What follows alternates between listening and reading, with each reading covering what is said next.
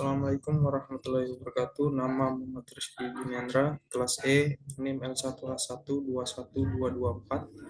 Baik, dalam video saya yaitu tentang sistem pernapasan pada unggas. Baik, dalam materi ini ada 6 materi yang akan saya jelaskan. Yang pertama, pengenalan sistem pernapasan unggas. 2, proses pernapasan pada unggas. 3, perbedaan sistem pernapasan unggas dan mamalia. 4, faktor-faktor yang mempengaruhi sistem pernapasan unggas. 5, penyakit yang berhubungan dengan sistem pernapasan unggas. Dan yang terakhir, 6, peran penting sistem pernapasan unggas dalam industri peternakan. Yang pada poin pertama yaitu tentang pengenalan sistem pernapasan unggas. Sistem pernapasan unggas merupakan salah satu sistem vital bagi kelangsungan hidup burung. Sistem ini terdiri dari organ-organ yang berfungsi untuk mengambil oksigen dari udara dan membuang karbon dioksida dari tubuh. Organ-organ utama dalam sistem pernapasan unggas adalah paru-paru, trakea, dan bronkiolus. Paru-paru unggas memiliki struktur yang berbeda dengan paru-paru mamalia karena tidak memiliki alveoli atau kantong udara kecil. Sebaliknya, mereka memiliki struktur yang disebut dengan parabronki yang berfungsi sebagai tempat pertukaran gas. Pada poin kedua, proses pernapasan pada unggas. Pada unggas melibatkan gerakan naik turun dada yang memompa udara masuk dan keluar dari paru-paru. Udara masuk melalui trakea dan kemudian dibagi-bagi oleh bronkiolus ke dalam parabronki. Di sini terjadi pertukaran gas antara oksigen dan karbon dioksida.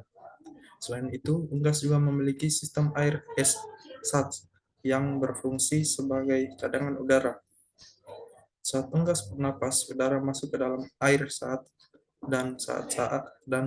dada mengembang, udara tersebut dipaksa masuk ke dalam paru-paru. Ketika dada mengecil, udara yang sudah terpakai dikeluarkan melalui trakea dan keluar dari tubuh. Pada poin ketiga yaitu perbedaan sistem pernapasan unggas dan mamalia. Salah satu perbedaan utama antara sistem pernapasan unggas dan mamalia adalah struktur paru-paru. Paru-paru unggas tidak memiliki alveoli seperti paru-paru mamalia, namun memiliki parabronki yang lebih efisien dalam pertukaran gas.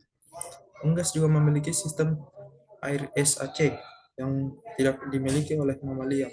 Sistem air ini membantu unggas dalam proses pernapasan dan juga berfungsi sebagai cadangan udara yang dapat membantu dalam penerbangan.